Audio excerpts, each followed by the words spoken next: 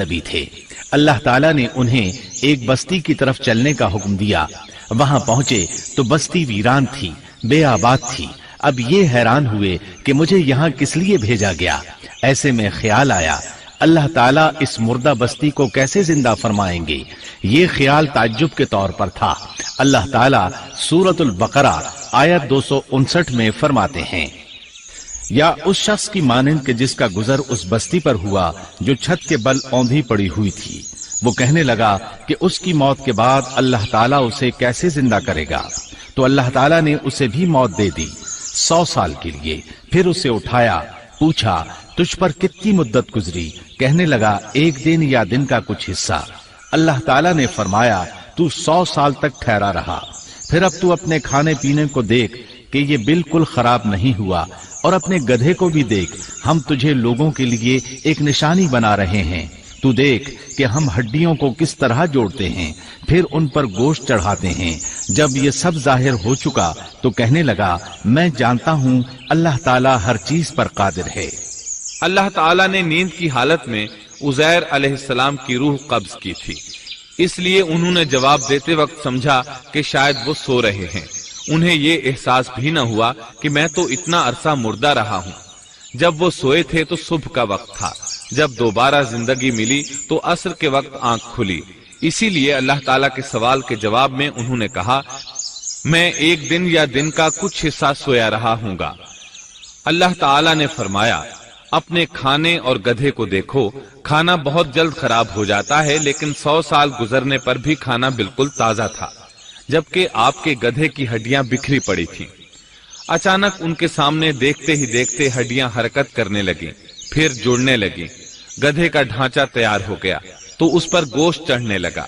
इस तरह गधा जिंदा हो गया और आवाज देने लगा।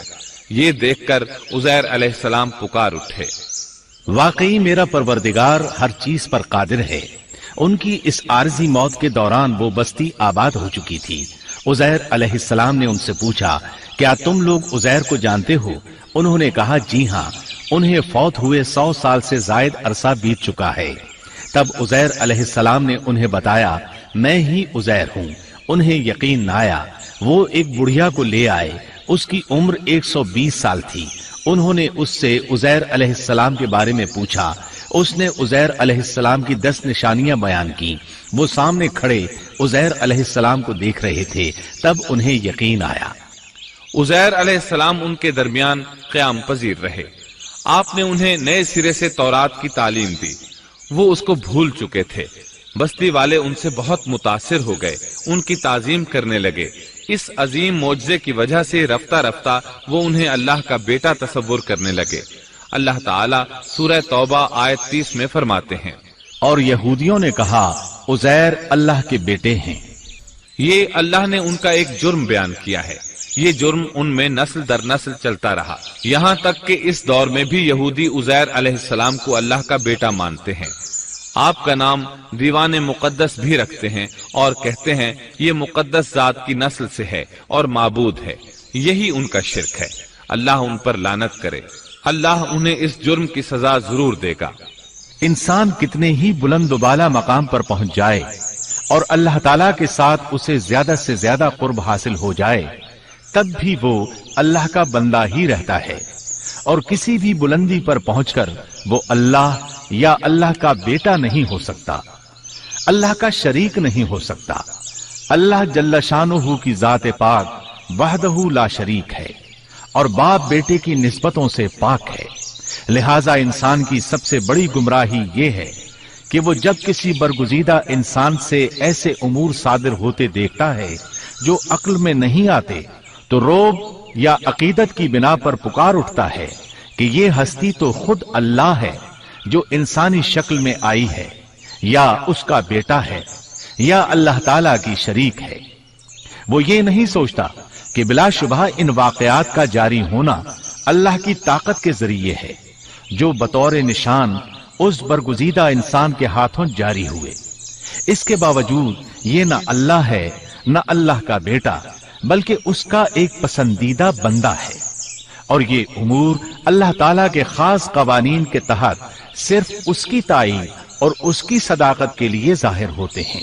वरना वो भी अल्लाह ताला के आगे उसी तरह मजबूर है जिस तरह दूसरी मखलूक। कुरान करीम ने सैयदना ईसा अलैहिस्सलाम की हकीकत सूरह आले इमरान की आयत 59 में इस तरह बयान की है। अल्लाह के नजदीक ईसा अलैहिस्सलाम की मिसाल आदम अलैहिस्सलाम की सी है कि अल्लाह ने उन्हें मिट्टी से पैदा किया और हुक्म दिया कि हो जा, और वो हो गए। मतलब ये कि अल्लाह का बेटा अगर किसी को कहा जा सकता तो आदम अलैहिस्सलाम को कहा जाना चाहिए था। लिहाजा किसी नबी के बारे में ये अकीदा रखना कि वो अल्लाह का बेटा है बिल्कुल फजूल और बातिल है।